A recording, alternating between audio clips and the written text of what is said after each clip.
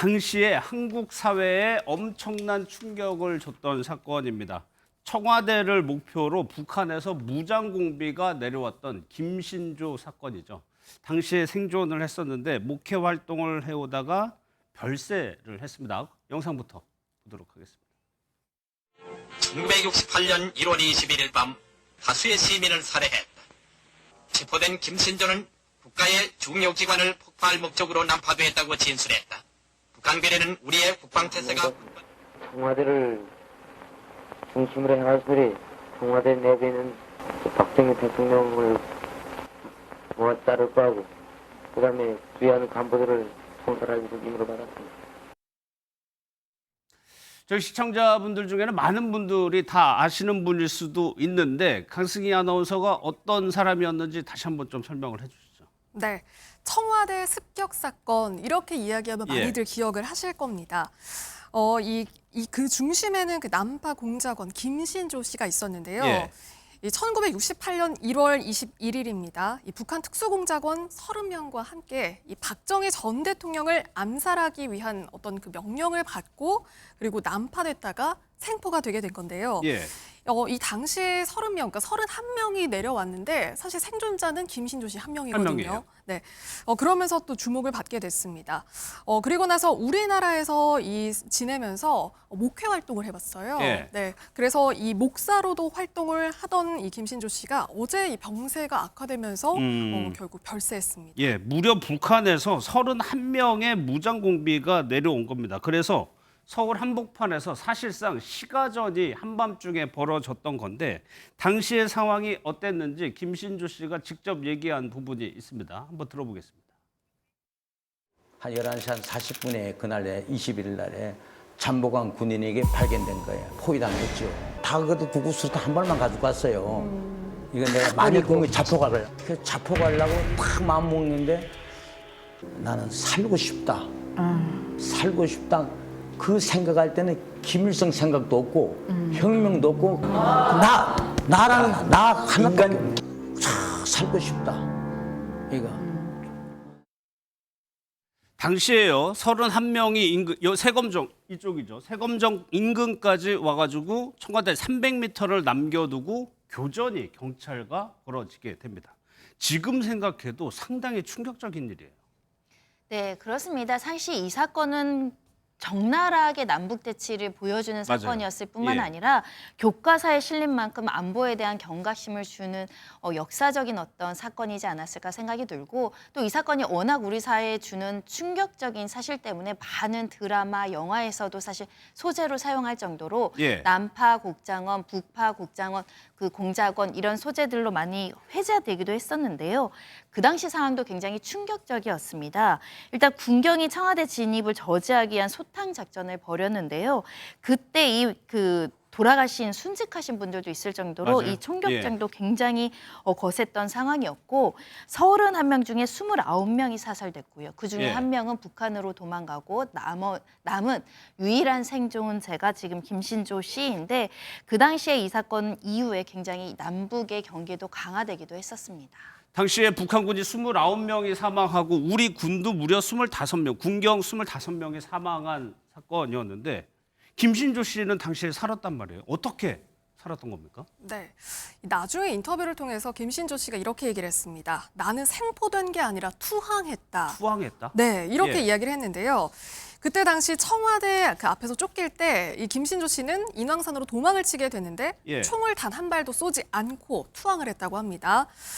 그렇기 때문에 그 총을 쏘지 않은 이유에 대해서는 그 대한민국 국민과 군경에 피해를 주는 게 임무가 아니라 반박 사격을 하지 않았다. 뭐 이런 이야기를 하기도 했거든요. 그러니까 그래서 이 한 발도 총을 쏘지 않았다는 점이 이게 참작이 되면서 예. 결국 우리나라에서 생활을 할 수 있게 됐고 주민등록증까지 발급을 받을 수가 있었던 겁니다. 예. 그러니까 발포를 하지 않았다, 교전에 참여하지 않았다는 얘기인 것 같아요. 그게 또 이제 이후에 김신조 씨의 삶에도 영향을 미치게 되는데 또 우리 국민들이 충격을 받았던 건 이 변호사님, 이 김신조 씨가 기자회견을 하는데 거기서 나왔던 적나라한 발언 때문에 그래요. 그렇습니다. 이게 1968년 그때 당시에 1월 21일에 이 사건이 발생을 했고 예. 22일에 이제 기자회견을 했다라고 하는데 사실 저는 이게 태어나기 전이기 때문에 저는 보지는 못했거든요. 예. 근데 이게 뭐 생방송 때 했던 말이라고 하는데 그때 말을 했던 게 왜 내려왔느냐라는 질문에 청와대 까러 왔수다. 박정희 모가지 따러 왔시오라고 이제 이야기를 했어요. 그때 발언을 그냥 그대로 전해드리는 그렇습니다. 겁니다. 예, 그렇게 이야기를 할 정도로 어떻게 보면은 당시에 좀 충격적인 사건이었고, 그래서 그때 이제 이 사건에 대해서도 김신조 사건이라고 명명을 했고, 예. 내려왔던 그 침투로에 대해서도 김신조 루트라고 이제 그렇게 명명을 할 정도로 당시 정말로 좀 충격적이고 어떻게 보면 대한민국의 또 치안에 대해서도 다시 한번 좀 경각심을 불러일으키는 좀 그런 예. 문제였던 것 같습니다. 저 적나라한 발언 때문에 국민들이 굉장히 충격을 받았는데 이 김신조 루트라고 불리는 것도 개성부터 해가지고 청와대 뒷산까지 산을 통해서만 계속적으로 이동을 했다는 겁니다. 사실 대통령 암살이라는 거는 전쟁으로까지 갈 수 있는 급박한 상황인데 강승희 아나운서 이게 김일성 당시 주석이 직접적으로 지시를 내렸다고 김신조 씨가 얘기를 했었어요. 네, 꽤 최근에 이 내용을 공개를 했거든요. 2020년에 한 그 언론 인터뷰에서 이런 사실을 밝혔는데, 예. 그러니까 1.1 사태를 김일성이 일으켰다 이런 사실을 공개를 했습니다. 그러니까 그 김일성 주석이 6.25 전쟁의 실패를 교훈을 삼아서 그 우리나라 전국 팔도를 단기간에 장악하려고 했다 이런 예. 사실을 공개를 했는데요. 그래서 제2의 6.25 전쟁이 될 수도 있었다. 또 이렇게 언급을 하기도 했습니다. 그런데 이 68년 당시를 좀 거슬러 올라가 보면요. 예. 그러니까 우리나라가 지금은 국방이 좀 강화가 됐지만 그 당시에는 사실 제대로 된 무기도 없을 때거든요. 그러니까 그렇기 때문에 만약에 이 1.21 사태가 성공을 했더라면 좀 끔찍한 일로도 이어지지 그렇죠. 않았을까. 좀, 예. 네, 좀 짐작도 해볼 수 있을 것 같습니다. 자칫 한반도에 불상사가 일어날 수 있는 급박한 상황이었습니다. 앞서 말씀드린 대로 한 명이 월북을 했다고 했고 김신조 씨는 이제 생포가 됐어요. 그럼 손정혜 변호사님, 김신조 씨가 북한에 남아 있는 가족들이 있었을 것 같은데 가족들은 어떻게 됐습니까? 매우 안타까운 내용을 인터뷰를 통해서 밝혔는데요. 이 남한으로 기순하고 나서 이 북한에 남아있던 부모님이 총살당했다는 소식을 들었다라고 이야기하면서 가족들에 대한 죄책감을 언급하기도 했었는데요. 그러니까 북한의 김신조는 북체제를 부정하고 이 혁명 노선을 안 지키는 비겁자로 낙인 찍었을 뿐만 아니라 예. 부모님에 대해서 그 총살을 했을 뿐은 아니라 죽음보다 더 굉장히 심한 고통과 좌절을 안겼다라고 이야기하기도 했었고요. 그 얘기를 들었을 때 내 마음이 어떻겠느냐 이런 이야기도 반문을 하면서 그때 31명이 남으로 내려왔는데 나만 죽지 못하고 남았다. 그런 신적 고통과 자책에 시달렸다라고도 했습니다. 예, 생포된 김신조 씨를 북한에서는 비겁자라고 규정을 했다는 겁니다. 이런 낙인을 찍다 보니까 가족들도 부모님이 총살을 당했다는 소식을 나중에 듣게 되는 겁니다. 그런데 이 사태가 워낙 큰 사건이었기 때문에 이 일을 계기로 우리나라에요 상당히 많은 부분에 제도 변화가 생기는데 저도 이거 보고 이게 이래서 생겼구나라는 걸 알았어요. 네, 우선 이 군 복무 기간이 많이 바뀌었습니다. 예. 그러니까 지금은 좀 많이 축소가 되긴 했지만요. 당시에는 그 2년 6개월이었던 군 복무 기간이 3년으로 3년으로. 네, 이 사태 이후에 늘어나게 예. 됐고요. 그리고 우리 그 지갑에 갖고 다니는 주민등록증, 그 주민등록증이 처음 발급된 것도 이 사건 이후에 예. 네, 성인들을 대상으로 발급이 됐습니다. 그리고 또 지금은 좀 사라졌습니다만 교련 과목도 기억을 하실 텐데 예. 이것도 전국 고등학교, 대학교에 이 사태 이후에 교련 과목이 도입이 됐습니다. 예.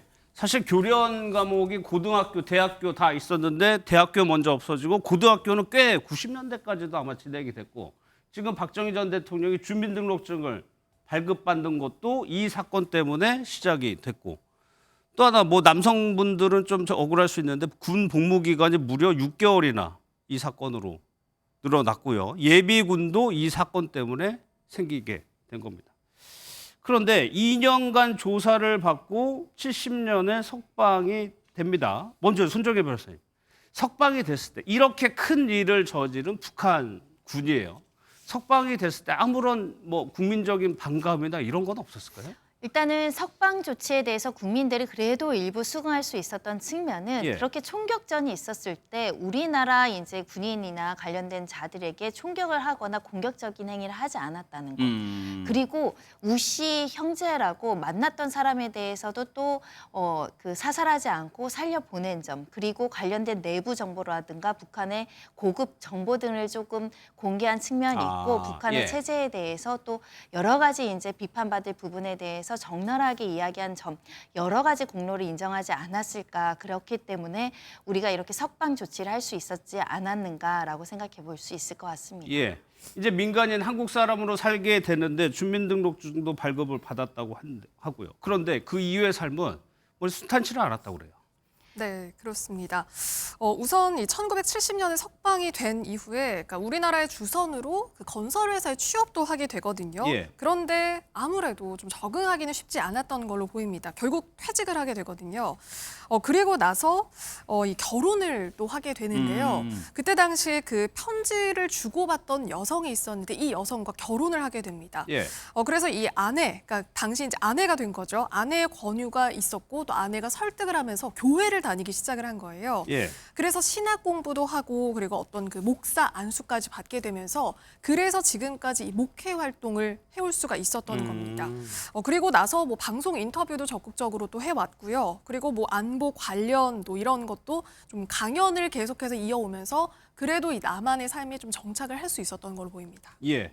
그런데 실미도라는 영화가 있었는데 이 영화가 이제 북파 공작원을 훈련시키고 그 안에서 그 비극적인 뭐 삶 이런 거를 다룬 내용인데 손정희 변호사 왜 이때 김신조 씨가 고통스러웠을까요? 네, 이 영화 때문에 본인들의 명예가 훼손됐다라고 고통을 호소하기도 했고 예. 특히 이 이야기가 이제 공개가 되면서 이 외아들의 결혼식 닷새 전에 또 파혼당하는 개인적인 어떤 아픔도 있었다고 합니다. 예. 특히 이 영화에 등장하는 실미도 부대 684 부대이잖아요. 이 부대도 이 공작원 수가 김진조 부대와 같이 31명 똑같은 내용이었고 또 이들에 대한 가혹한 대우가 이 실미도 사건을 불렀다 이런 이야기를 하면서 결국은 이 실미도라는 영화가 김신조 씨의 여러 가지 이제 행위와 그 우리 과거의 충격적인 사건을 떠올리면서 개인적으로 이 부분에 대한 또 아픔까지 겪게 됐기 때문에 예. 고통스러웠다라고 소했습니다. 부모님이 총살당했다는 소식에 앞서 저희가 말씀드린 그런 고통 이런 거를 강승희 아나운서 어떻게 보면은 신앙의 힘으로 극복을 해낸 것 같네요. 네, 그렇습니다. 어쨌든 이 1997년에 목사 안수를 받았으니까 사실상 한 20년 이상 지금 목회 활동을 해온 예. 거거든요. 그러니까 그렇기 때문에 신학 공부도 어떤 그 우리나라 삶에 정착하는 데 좀 도움이 된 걸로 보이고요. 그리고 또 아내와 함께 또 교회를 다니면서 어떤 좀 안정감도 찾을 수 있었던 걸로 보입니다. 예. 그렇기 때문에 그 어떤 뭐 방송 인터뷰도 해오고 또 강연도 나서면서 어떤 반공 강연의 1인자 또 이렇게 또 불리기도 했거든요. 그래서 좀 그 안정을 찾는 데는 어느 정도 좀 도움이 그 목회 활동이 도움이 되지 않나 싶습니다. 예. 그런데 또 하나 김신조 씨 사건으로 또 하나 이번에 금지된 거죠. 그 북악산 북춘면의 민간인 출입이 이때부터 제한이 됐던 거죠. 그렇습니다. 그 당시 무장공비 일당이 북악산으로 들어왔다 또 북악산으로 도망을 가면서 예. 이 일대가 군사용 순찰 그러니까 여기가 군사 보안 목적으로 전면 이제 개방되지 않고 민간인 출입 제한 조치가 있었던 곳인데요. 그로부터 50년 넘게 제한이 되다가 문재인 대통령이 대선 공약으로 이것을 전면 개방하겠다 이렇게 약속을 했고 2017년부터 이에 대한 공론화가 시작이 됐고요. 그래서 2020년 11월에 북측면을 개방했고요. 이어서 이제 남측면까지 추가로 개봉되면서 대부분의 지역을 이제 시민들도 자유롭게 이제 산책할 수 있는 상황이 됐습니다. 예. 2022년도에 이 사건 이후 54년 만에 이제 일부 시민들에게 개방이 됐었습니다.